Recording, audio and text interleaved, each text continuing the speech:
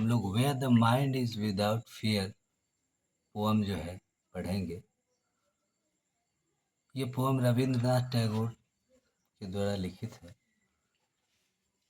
जैसा कि हम पहले भी बता चुके हैं कि इंट्रोडक्शन जो है बहुत ही महत्वपूर्ण होता है, इसलिए इंट्रोडक्शन को खूब बढ़िया तरीके से पढ़ा जाए। चलते पढ़ते हैं। Rabindranath Tagore 1861-1941। That means Rabindranath Tagore was born in 1861 and died in 1941. The recipient of the Nobel Prize for Literature in 1913. ये जो है 1913 में इनको नोबेल प्राइज मिला था। Was one of the greatest lyric poets of the world.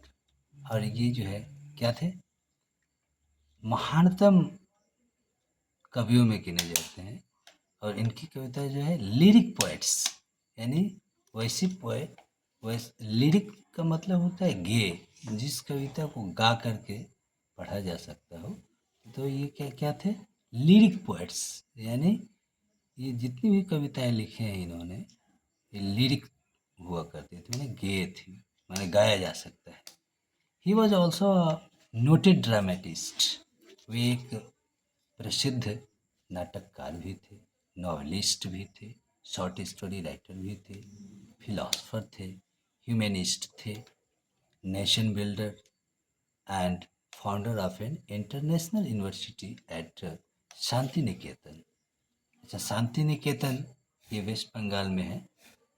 इनके द्वारा Shanti Niketan university भी स्थापित किया गया था, जो इंटरनेशनल लेवल का। He wrote primarily in Bangla. ये जो है बुनियादी तौर पर बांग्ला में कविताएं लिखा करते थे, but rendered a large number of his own works into English. लेकिन अपनी ही कृतियों को इन्होंने जो है बहुत संख्या में इंग्लिश में अनुवाद किए। And in the process wrote them anew. और उस अनुवाद करने के प्रोसेस में उसको जो है एक नयापन देते हैं। सच वर्क्स इंक्लूड गीतांजलि। जैसे कि इनकी जो कृतियाँ हैं, महत्वपूर्ण कृतियों में ये आता है आपका Gitanjali, the crescent moon and the gardener.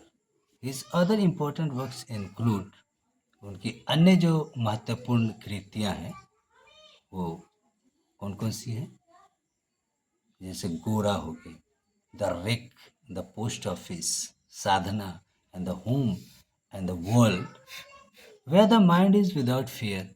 और अभी जो आपके हाथ में है ये कविता जिसको हम लोग अभी पढ़ने जा रहे हैं, वे इसके बारे में बता रहा है कि where the mind is without fear, a lyric taken from Gitanjali. इनके द्वारा लिखित जो गीतांजलि है कविता संग्रह, उस ये जो है वहीं से लिया गया है। Is one of his best remembered patriotic poems. ये जो है एक जो है सर्वोत्तम, बेस्ट रिमेम्बर्ड, ये जो है एक भक्ति परक कविता है का संग्रह है। तो अभी जो पढ़ेंगे हम लोग कविता where the mind is without fear, ये क्या है, पैट्रियोटिक सॉन्ग है। It is a prayer to God to awaken the country from darkness. अच्छा, एक चीज जान लेना चाहिए कि ये कविता लिखी थी जब हमारा देश आज़ाद नहीं था, है ना। ये लिख रहा है, ये क्या है, ये एक तरीके से ईश्वर से प्रार्थना है ना, अपने देशवासियों के लिए कि क्या लिखा है कि it is a prayer to God to awaken the country from darkness. ये जो है अंधकार से, देशवासियों को अंधकार से निकलने के लिए प्रार्थना है ईश्वर से। And slavery into a state of ideal freedom. और दास्ता से भी बाहर निकलने का, हमारा देश दास्ता से कैसे बाहर निकलेगा, ये है ना, उसी पर आधारित एक कविता है। The whole poem is a single complex sentence. और तमाम पूरी की पूरी कविता जो है सिंगल कॉम्प्लेक्स सेंटेंस में है। Whose principal clause is the last line. और उसका principal clause, this is one of the topic of grammar.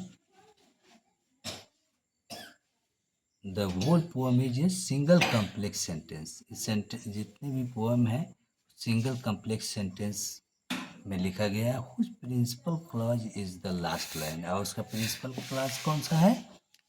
Last line है.